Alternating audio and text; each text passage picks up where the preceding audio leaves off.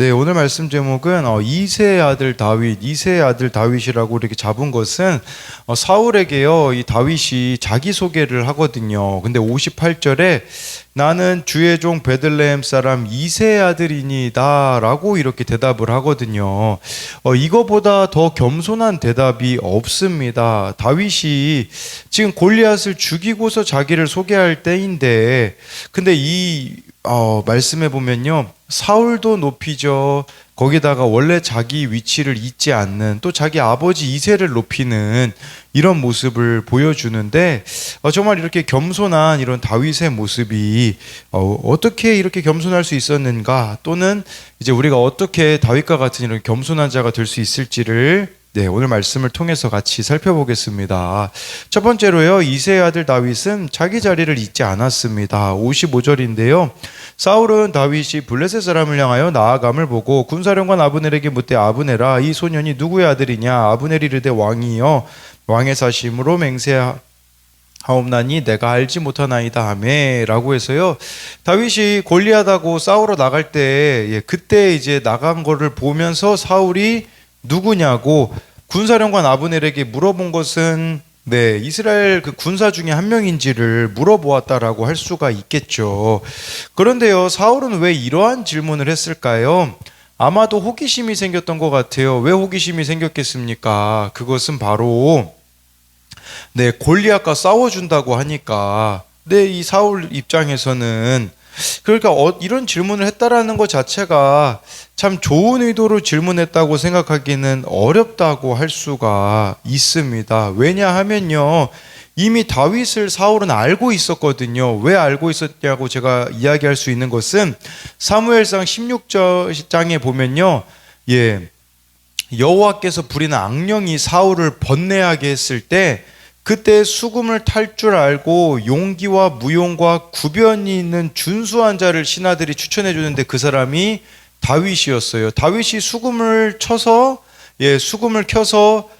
사울에게 있는 그 악신이 떠나갔었던 경험이 있었기 때문에 사울은 지금 다윗과 초면이 아니었다라는 거겠죠. 이것은 그 전에는 다윗에게 관심이 없었다라는 의미가 있는 것이죠. 그러니까 나에게 이미 악령을 떠나게 해줬던 그 다윗, 그때는 관심이 없었고 지금 나에게 이 골리앗을 쳐줄 정도가 되니까 관심을 갖는 이 모습이 여러분 우리들의 모습일 수 있는 거예요. 어지간한 도움을 주는 사람은요, 이게 도움인지도 모르고 당연한 줄 알고 있다가 진짜 큰 도움을 주자 그제서야 관심을 갖게 되어지는 이런 사울의 모습들이 우리들에게도 있을 수 있다라는 거겠죠. 또 아마 다른 이유에서 관심을 가졌을 수도 있어요. 그건 뭐냐면 자기 이해타산 때문에. 왜냐면요, 골리앗과 가서 싸우는 사람에게는 사울이 내 딸을 주겠다고 했거든요.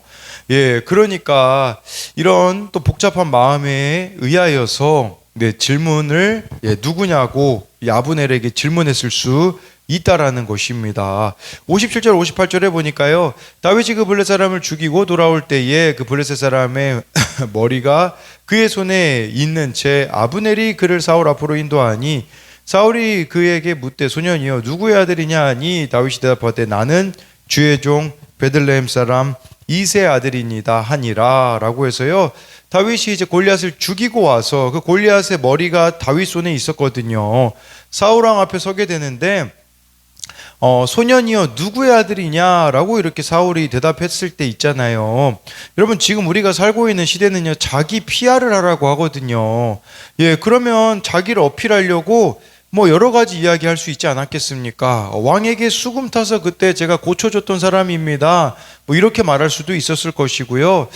제 손에 있는 골리앗을 보십시오, 저는 골리앗을 물리친 사람이 아니겠습니까? 이런 말도 할 수 있지 않았겠습니까? 그런데 다윗의 대답을 보면요, 다 자기를 높이는 말이 하나도 안 들어있어요. 보십시오, 여기 나와 있잖아요. 나는 주의 종. 주의 종이라는 게 무슨 말이겠습니까? 사울 당신의 종입니다. 지금 사울을 높이고 있는 거예요.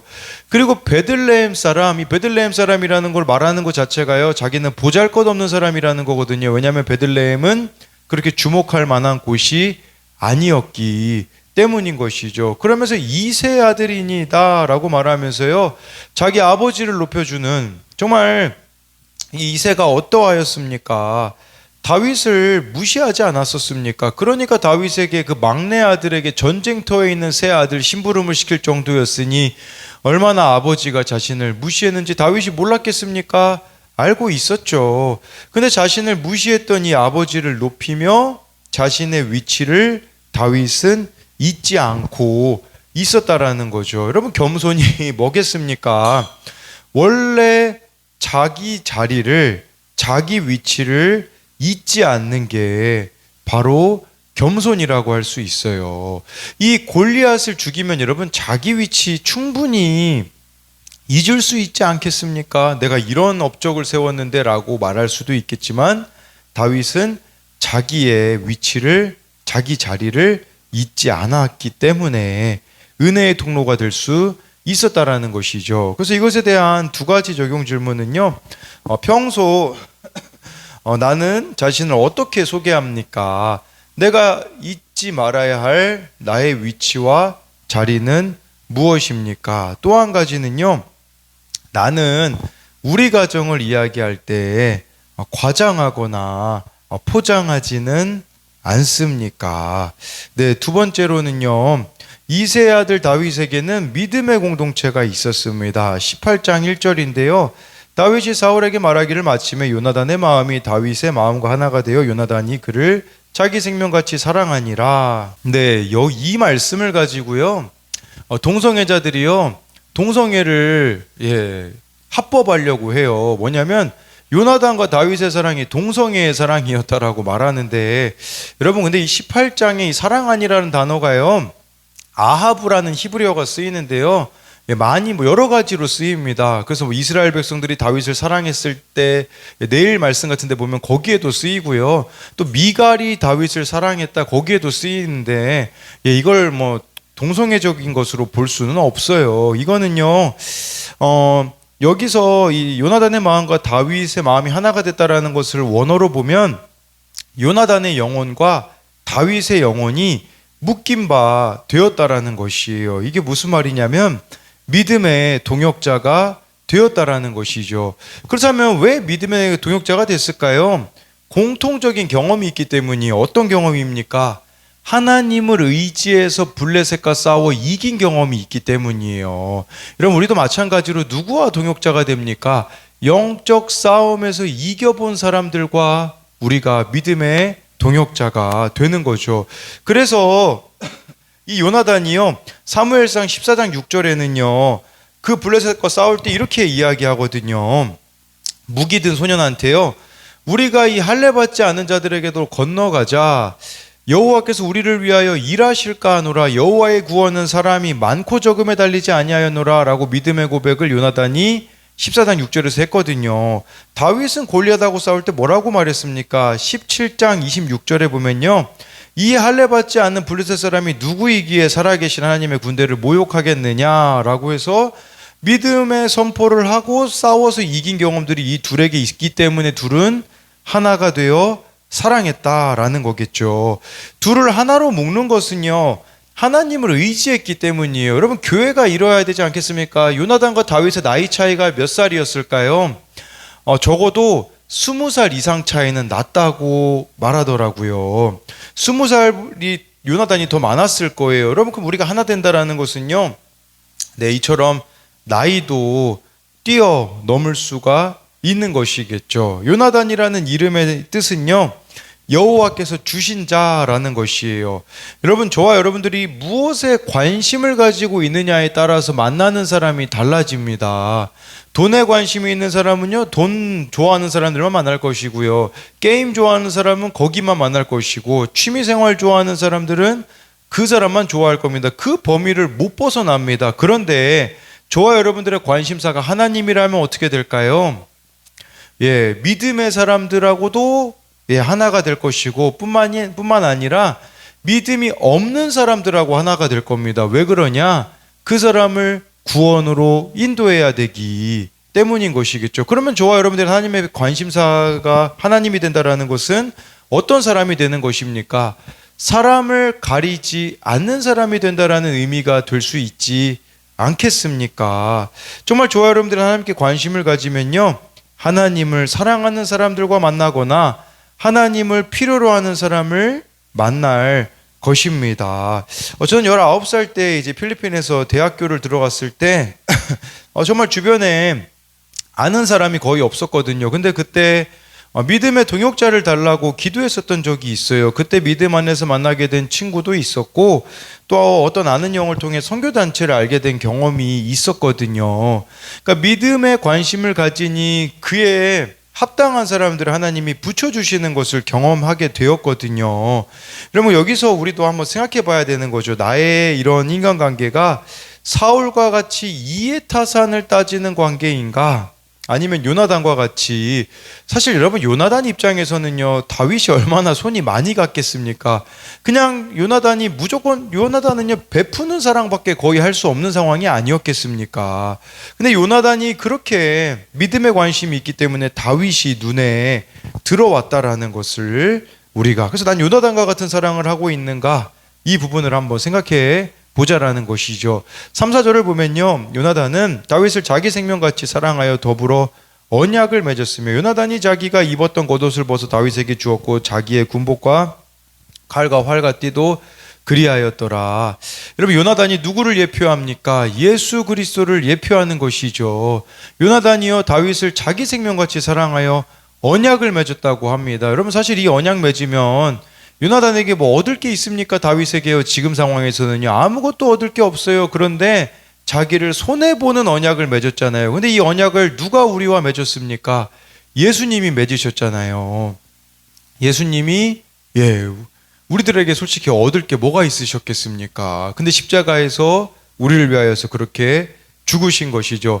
또 4절에요 자기가 입던 겉옷을 벗어, 이 벗어라는 단어가요 원어로 보니까 나무 껍질을 벗기듯 철저하게 벗다 이런 의미가 있더라고요. 나무 껍질을 벗기듯이 철저하게 벗기는 것을 의미하는 건데, 이건 무슨 말이냐면 요나단이요 자기가 줄 수 있는 걸 다 주었다라는 뜻이에요. 이 사랑도 또 누가 보여주셨습니까?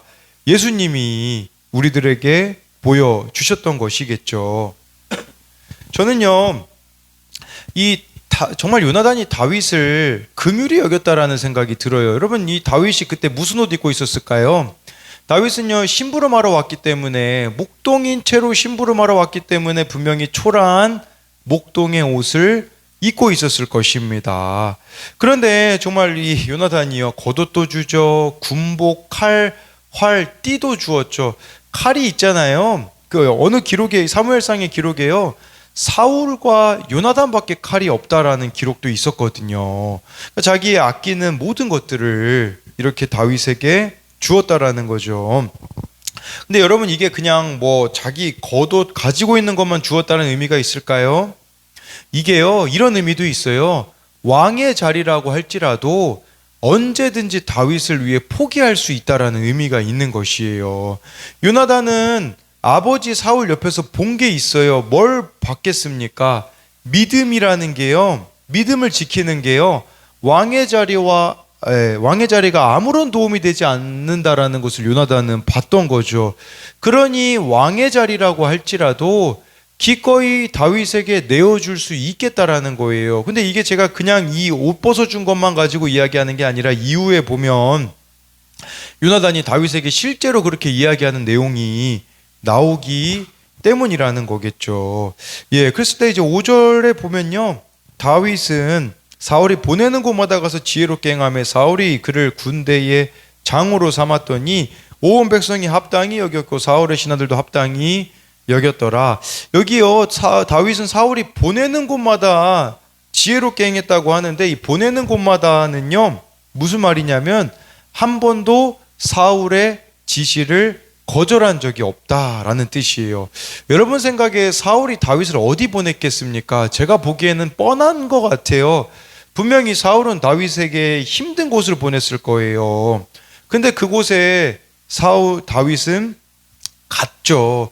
이건 두 가지 이유 때문이라는 생각이 들어요. 하나는 다윗은 이미 경험했잖아요. 아버지 이새가 전쟁터에 형들에게 배달 가라고 했을 때 거기서 하나님이 어떻게 인도하셨는지를 경험했기 때문에 사울이 말해도 어느 곳이든지 갈 수 있었을 것이고, 또 한 가지 이유는요 바로 요나단의 지지 때문이 아니었을까라는 생각을 해볼 수가 있는 거겠죠.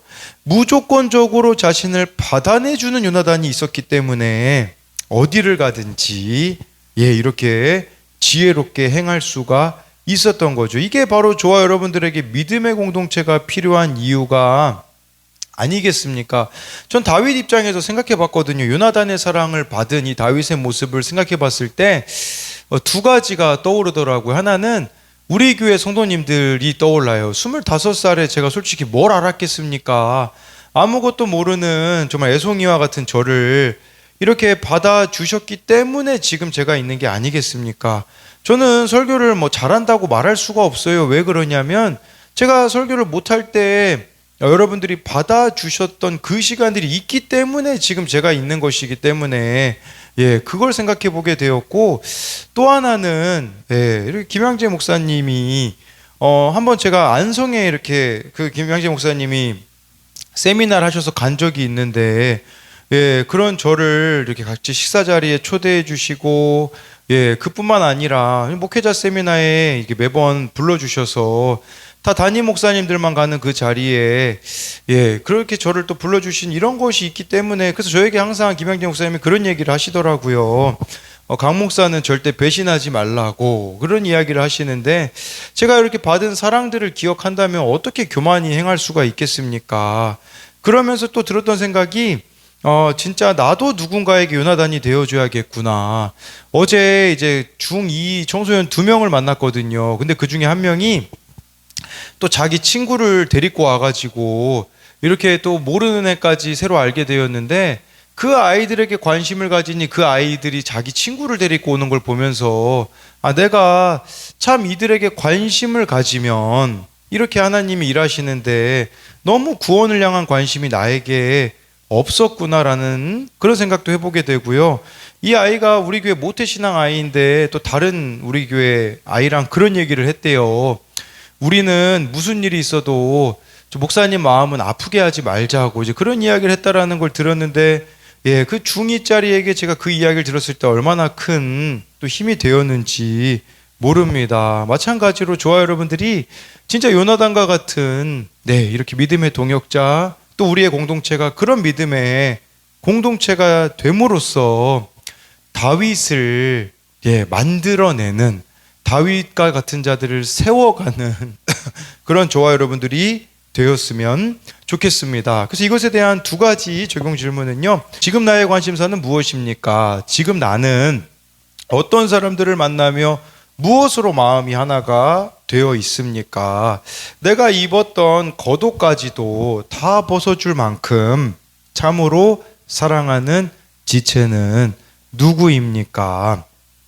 기도하겠습니다. 살아계신 하나님, 오늘 말씀에 정말 다윗이 그 골리앗의 머리를 베고 왔을 때 사울이 정말 누구의 아들이냐라고 물어봤을 때 다윗은 자기를 높이는 말을 하나도 하지 않았습니다. 사울 왕을 높여주고 자기 자리인 베들레헴 사람이라고 말하며 뿐만 아니라 자기 아버지를 이렇게 높이는 그런 모습을 보이는데, 정말 구원 그 이상도 그 이하도 아닌 정말 아버지와의 관계에 있어서 다윗이 정말 이런 것들을 알았기 때문에 아버지에 대한 그런 원망이나 불평이 전혀 들어있지 않는 모습을 보며, 하나님 우리에게도 구원을 위해 하나님이 허락하신 가족이라는 거, 정말 이 가족이 없었다면 난 예수를 믿지 않았다라는 그 사실만 기억한다면 우리가 누구에게 불평할 수가 있겠습니까? 원망할 수 있겠습니까? 그리하여 좀 하나님 안에서 이렇게 자기 객관화가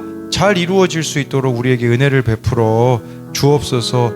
뿐만 아니라 요나단이 다윗을 자기 생명같이 여겨줬기 때문에 다윗이 있는 것이 아니겠습니까?